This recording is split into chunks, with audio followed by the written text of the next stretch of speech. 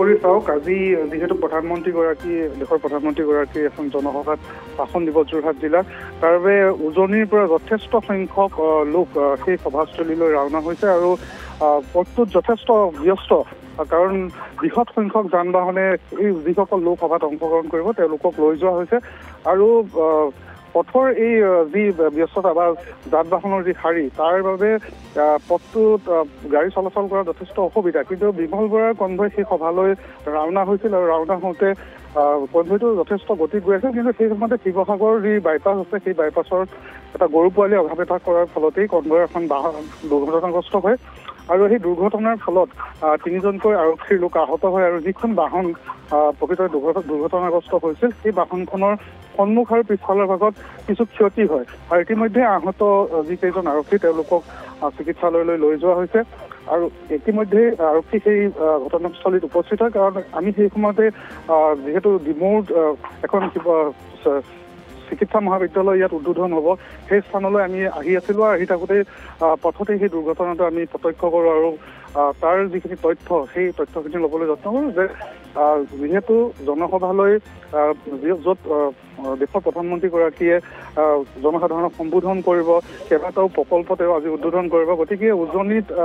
উজনিৰ পৰা যথেষ্ট সংখ্যক বিজেপি কাৰ্যকৰ্তাক সেই সভালৈ লৈ যোৱা হৈছে বিভিন্ন বাছ বা অন্য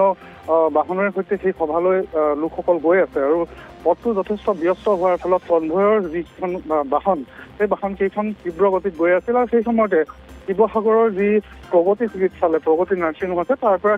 নাতি দূৰত এটা গৰু পোৱালীয়ে সেই সময়তে পথ অতিক্ৰম কৰাৰ চেষ্টা কৰোঁতে বাহনখনৰ সৈতে অঘাপেটা হয় আৰু তাৰপিছতে সেই বাহনখন দুৰ্ঘটনাগ্ৰস্ত হয় আৰু দুৰ্ঘটনাটো বহুত ভয়ানক নহ'ল যদিও তিনিজনকৈ আৰক্ষীৰ লোক সামান্য পৰিমাণে আহত হয় তেওঁলোকক ইতিমধ্যে চিকিৎসালয়লৈ লৈ যোৱা হৈছে আৰক্ষী সেই স্থানত উপস্থিত হৈছে আৰু প্ৰকৃততে দুৰ্ঘটনাটো কিদৰে সংঘটিত হ'ল তাৰ বিষয়ে তেওঁলোকে বুজ ল'বলৈ যত্ন কৰিছে এইখিনিলৈকে তথ্য আমি আহৰণ কৰিছোঁ আৰু ইয়াৰ পিছৰ সবিশেষ তথ্যখিনি বৰ্তমানলৈকে আমি পোৱা নাই যে প্ৰকৃততে আৰু কিবা ক্ষতি হ'ল নেকি বা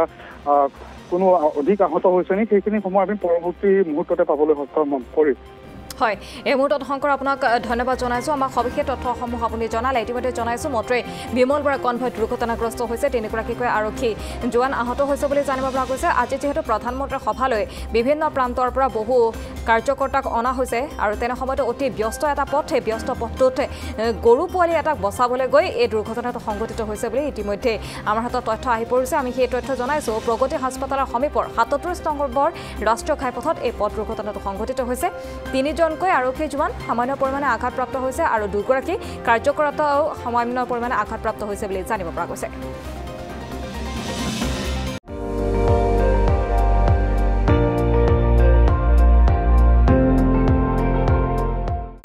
আপুনি চাই আছে ND24